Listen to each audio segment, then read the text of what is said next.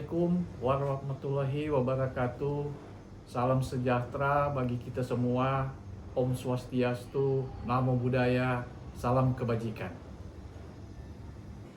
Perkenalkan, nama saya Steve Christian Nixon Palindewan. Saya bergabung menjadi dosen di Fakultas Teknik Universitas Samratulangi sejak tahun 2001. Dan saya mengajar di Prodi S1 Teknik Sipil di bawah naungan KDK Teknik Perkerasan Jalan. Pada kesempatan ini, saya akan menyampaikan PDD UKTPT di bidang pengajaran saya pada mata kuliah Ilmu Ukur Tanah dengan bobot 2 SKS. Mata kuliah ini sangat penting karena terintegrasi dengan mata kuliah lain, seperti mata kuliah perancangan geometrik jalan dan perancangan perkerasan jalan, sehingga mahasiswa diharapkan bisa mendesain dari infrastruktur jalan yang berkeselamatan. Untuk mengikuti mata kuliah ini, mahasiswa harus mencapai pembelajaran yang ditetapkan oleh Prodi dalam rencana pembelajaran semester atau RPS. Tujuan yang ditetapkan ada 3 capaian pembelajaran lulusan Prodi, yaitu pertama, memahami pengetahuan dasar matematika, sains, dan prinsip-prinsip teknik untuk memecahkan masalah teknik yang kompleks. Kedua, mampu menemukan sumber permasalahan rekayasa melalui proses penyelidikan, analisis, interpretasi data, dan informasi berdasarkan prinsip-prinsip keinsinyuran. Ketiga, mampu menyusun laporan atau karya ilmiah di bidang teknik sipil dan mengomunikasikannya secara efektif dalam bahasa Inggris, baik lisan maupun tulisan, serta mampu mengembangkan diri untuk pembelajaran sepanjang hayat. Metode pembelajaran yang digunakan pada pertemuan perkuliahan seperti metode ceramah, brainstorming, case-based learning, team-based project, dan praktikum. Mata kuliah ini memiliki 16 kali pertemuan. Di antara pertemuan ini ada ujian tengah semester yang dilaksanakan pada pertemuan ke-8 dan ujian akhir semester di pertemuan ke-16. Adapun untuk capaian pembelajaran mata kuliah CPMK, yaitu mahasiswa dapat menerapkan konsep dasar ilmu ukur tanah. Kita masuk di sub CPMK sebagai kemampuan akhir tiap tahapan belajar. Itu ada 10, dan sub CPMK pertama memahami pengetahuan tentang peta sebagai hasil dari suatu pengukuran atau pemetaan. Sub CPMK 2 mengetahui pengertian pengukuran jarak dan beda tinggi di lapangan. Sub CPMK 3 mengetahui alat ukur jarak, beda tinggi secara manual, dan cara penggunaannya. Sub CPMK 4 memahami tentang pengertian beda tinggi secara otomatis dan cara perhitungan. Sub CPMK 5 mengetahui cara perhitungan poligon dan koreksinya. Sub CPMK 6 mengenal alat-alat pengukur sudut dan cara penggunaannya. Sub CPMK 7 mengetahui kesalahan-kesalahan pada pengukuran dan cara memperbaikinya. Sub CPMK 8 memahami pengertian longitudinal section dan cross section dan pengukuran boplang. Sub CPMK 9 menjelaskan fotogrametri dan penentuan posisi dengan GPS. Dan terakhir, sub CPMK 10 menjelaskan alat interpretasi foto udara, pembuatan peta foto udara, dan AutoCAD. Berikut bahan kajian materi pembelajaran di 16 kali pertemuan. Pertama, pendahuluan pengenalan tentang peta, arti peta, skala peta, tanda-tanda pada peta, garis kontur, fungsi peta, kriteria dan karakteristik sensor. Kedua, pengukuran jarak beda tinggi secara manual menggunakan selang plastik. Ketiga, praktikum, pengenalan alat ukur, pengukuran jarak langsung dan tidak langsung. Keempat, tiga cara pengukuran beda tinggi dan peralatan yang digunakan dalam pengukuran, yaitu cara barometris, cara trigonometris, cara waterpass.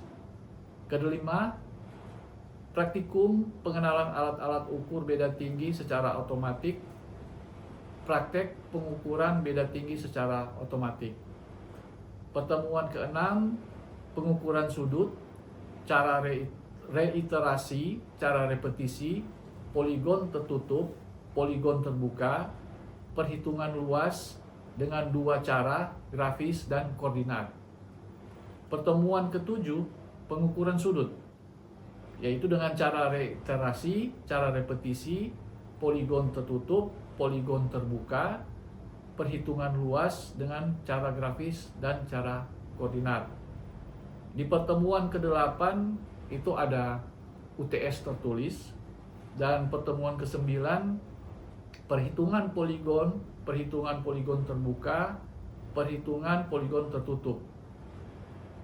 Pertemuan ke-10 praktikum pengenalan alat ukur sudut, yaitu teodolit, praktek pengukuran sudut, dan praktek pengukuran poligon.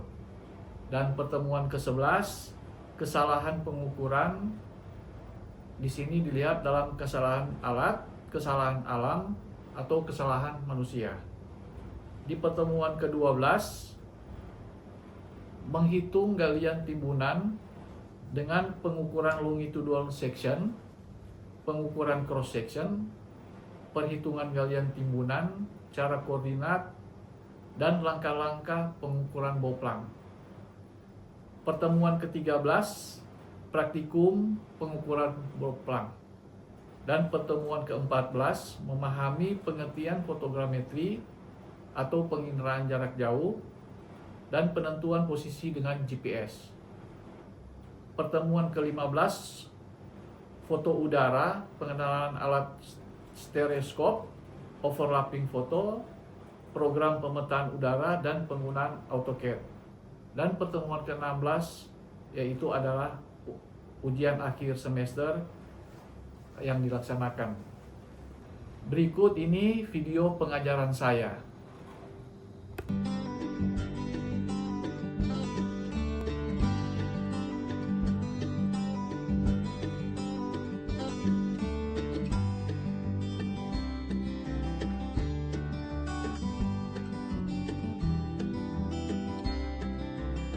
Nah, jadi poligon itu ada dua kata, yaitu poligon, yaitu poli dan gon.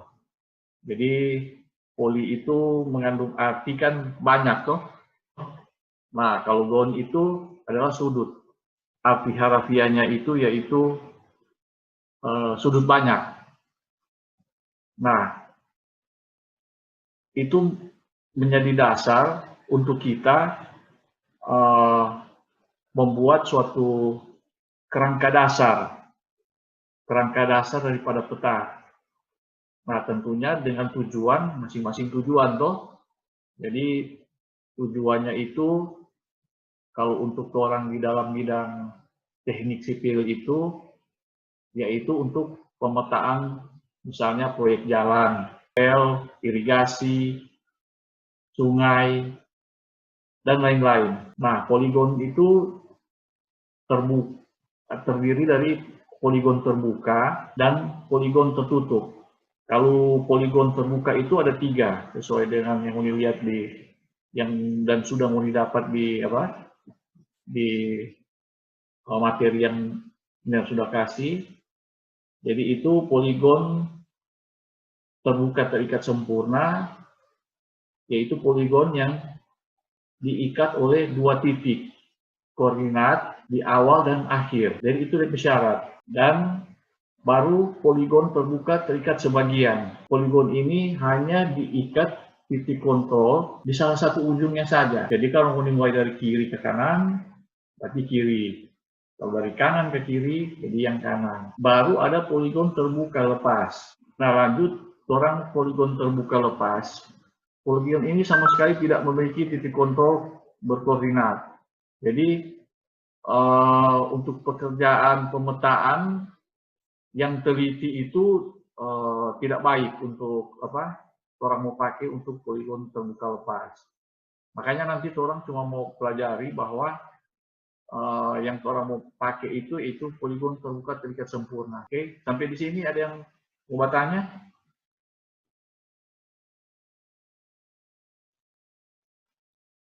Enggak? Ini bentuk daripada poligon terbuka terikat sempurna. Oke, jadi nggak kasih lebih besar. Nah, di sini mau lihat contoh. Di situ ada sudut-sudut, ada titik-titik. Titik-titik yang harus didapat itu, yaitu Moni harus cari dulu titik-titik. Jadi data yang harus ada itu yang didapat itu yaitu 2. Titik awal dan titik akhir. 2 titik awal, 2 titik akhir. Nah, baru kemudian ini adalah rumus-rumus daripada syarat sudut poligon terbuka. Jadi berdasarkan gambar di atas diperoleh persamaan alfa AB sama dengan alfa PA tambah A kurang 180 derajat. Nah, sekarang orang lihat apa betul DP rumusan begitu. Nah, tentunya orang start dulu dengan mencari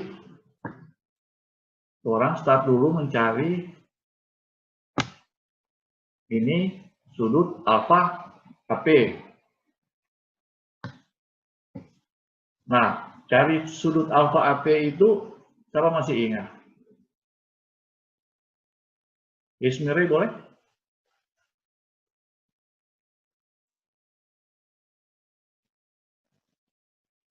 Ismiri. Tan alfa. Nah, bagaimana Nadia? Bagaimana mau cari alfa AP? Tan X dengan. Jadi kan seperti Mner jelaskan dulu di awal-awal kuliah, itu kan titik-titik itu di lapangan yang kita dapat, itu kan titik-titik yang orang belum tahu ada di posisi mana, dan itu orang transfer ke bidang yang orang akan tinjau. Syarat pertama juga Moni harus cari DP arah utara. Nah, itulah mau cari DP sudut asimut. Jadi itu selalu arah utara. Coba lihat panah ke atas itu toh. Jadi ini titik-titik ini arah utaranya sebelah arah atas. Jadi orang selalu kalau orang mau bikin peta itu selalu itu mengarah arah utara. Nah, jadi sekarang orang tinjau mau cari DP alfa P itu bagaimana DP hitungan? Bagaimana dia? Yang pakai rumus tan alfa P atau? Iya. Itu kan orang kan mau cari ini ya toh, orang kan mau cari di sudut ini. Jadi XA kurang XP per iya apa bagaimana? YP. XA kurang XP tunggu. Per Kan mau cari. Jadi tangen alfa sama dengan apa tadi Nadia? X per Y. X per Y.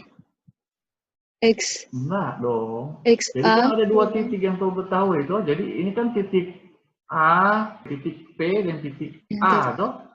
XA kurang XP. Itu yang data orang mesti cari dulu toh. Kalau di poligon terbuka terikat sempurna. Kalau yang bilang ini gitu di awal dan di akhir. Oke. Nah, berarti kan kalau ini titik ini kan orang tahu itu ada di data, berarti XA kurang XP. Ya, kurang XP. YA kurang YP. kurang YP. YP.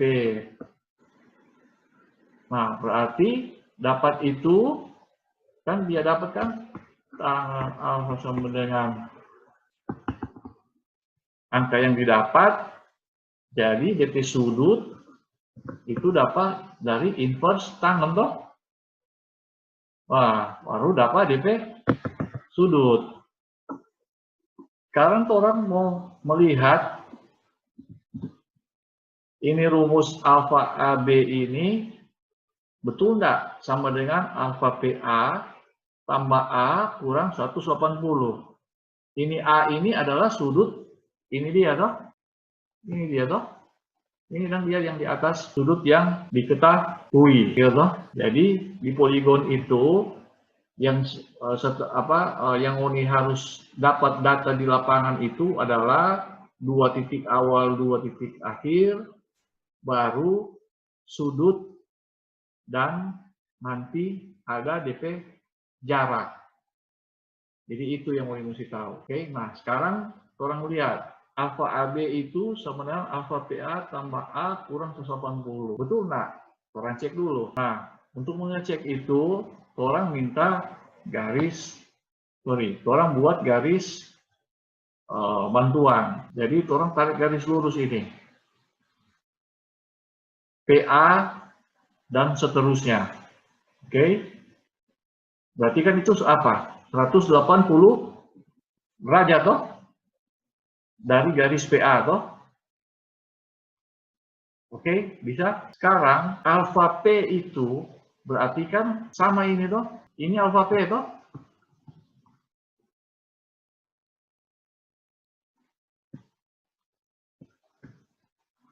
Itu alfa P toh. Nah, baru dia bilang di sini apa? Tambah A kurang 180. Jadi orang kasih kurang dulu 180. Kasih kurang. Itu garis. Berarti kan ini kan hilang.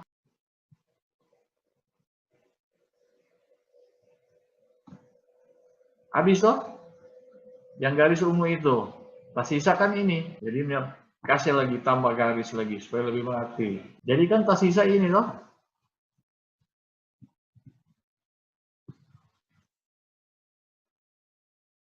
Oke.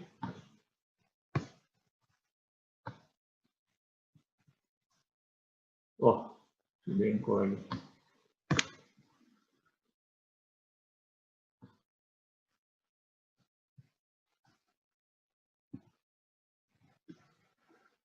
Nah, baru dia bilang tambah apa?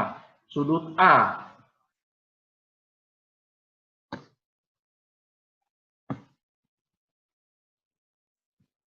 Ini sudut A atau ini?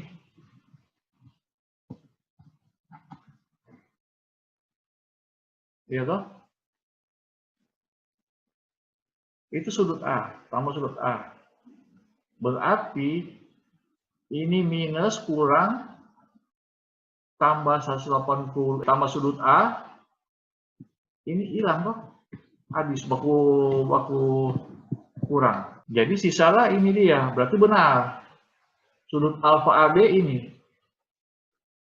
Sekarang orang cari alfa BC. Jadi di rumusan di sini, di persamaan itu didapat alfa AB tambah B kurang 180 derajat. Alfa AB berarti orang substitusikan kan yang di atas loh. Boleh? Kan orang substitusikan yang di atas alfa AB itu kasih masuk di situ.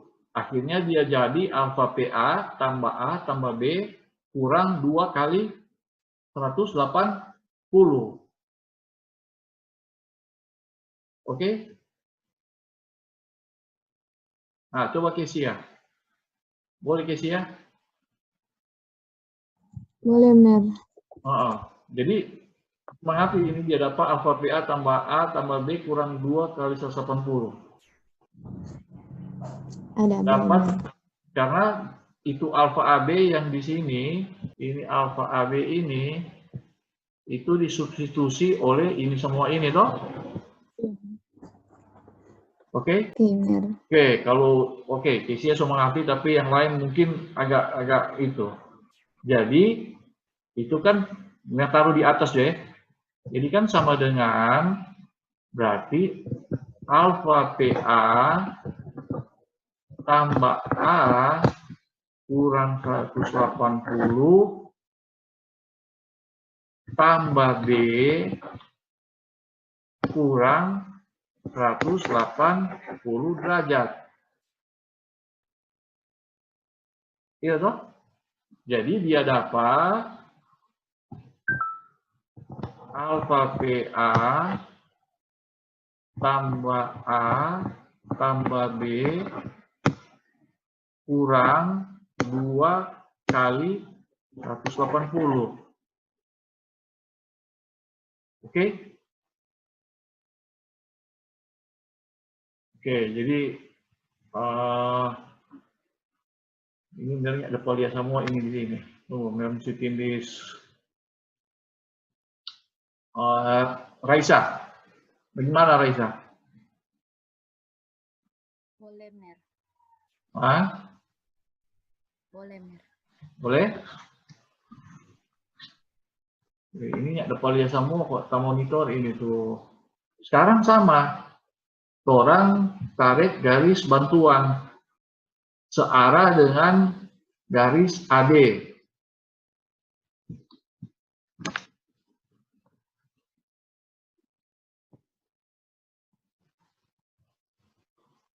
Ya toh? Jadi kan 180 derajat ya antara garis AB dan garis baru yang orang buat toh. Nah, ini sudut alfa AB kan sama dia.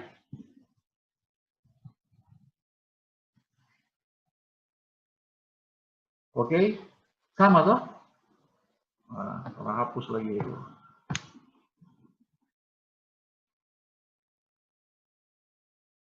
Di apa? Di persamaan alfa BC itu alfa AB tambah B kurang 180. Iya toh? Nah, jadi alfa AB yang orang sudah dapat tadi di atas, dari persamaan di atas yang kita sudah gambarkan tadi, yaitu ini dia toh, kalau orang proyeksikan ke sini kan sama dia.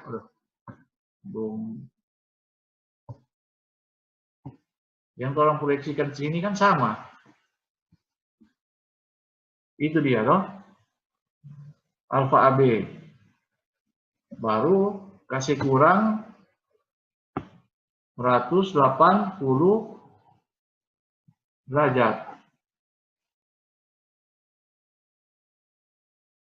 Berarti ini habis dong.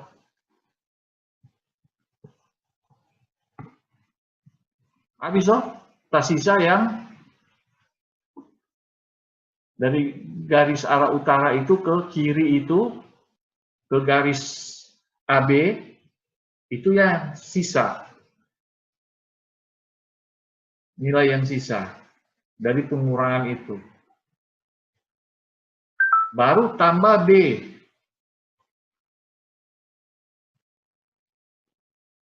Titik B. Oke? Kenapa dia tuh titik B? Sudut titik B?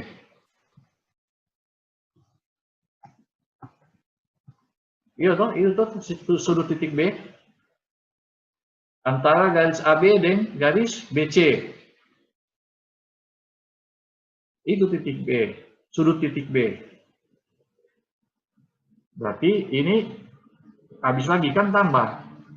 Yang satu kurang, yang satu tambah. Kalau anak panah ke kiri itu kurang, anak panah ke kanan itu tambah toh. Ini habis.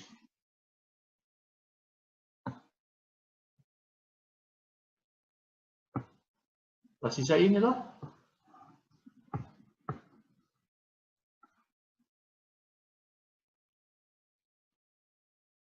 Sisa yang tuh sudut merah itu toh, garis merah yang berbuat. Jadi betul toh.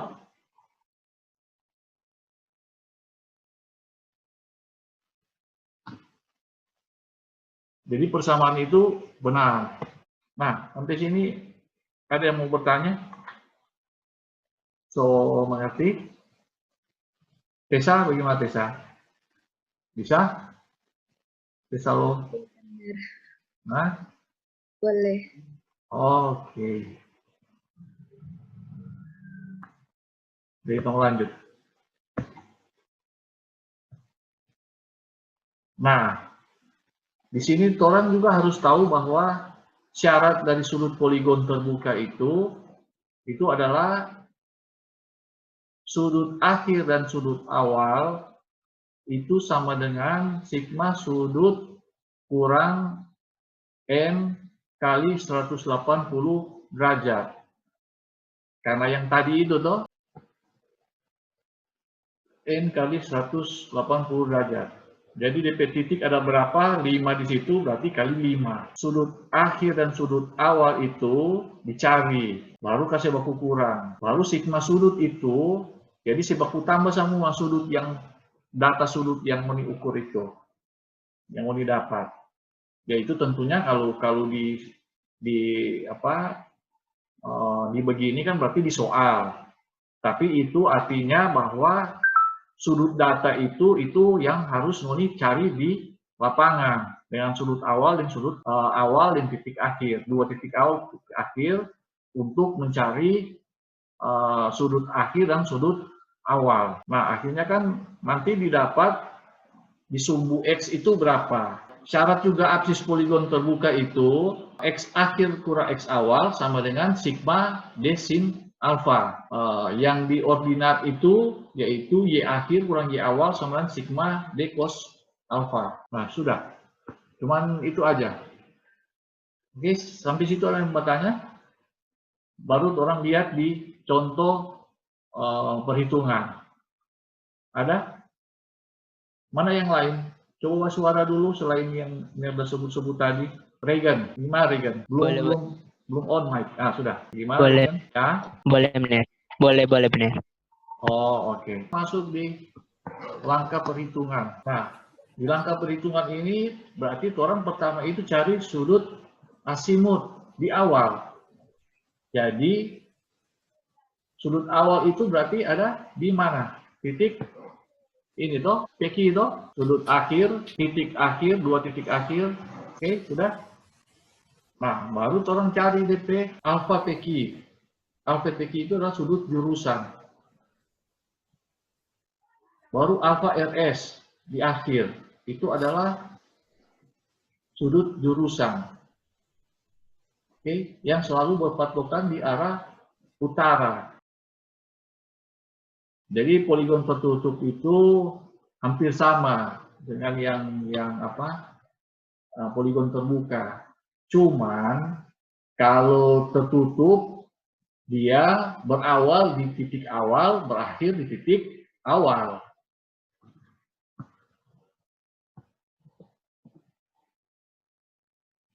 Dilihat di sudut luar. Nah, di sini ada contoh perhitungan poligon tertutup. Jadi seperti yang Mir bilang tadi, sesuai dengan teori di atas, jadi orang cuma perlu satu titik di awal, itu juga sebagai titik akhir. Oke, sudah. Kuliah sampai sini. Dan selamat belajar ya. Oke, biarpun dalam keterbatasan, selamat belajar ya, oke? Ya, Ya, Makasih, oke. Ner. Benar. Oh. Makasih, Mer.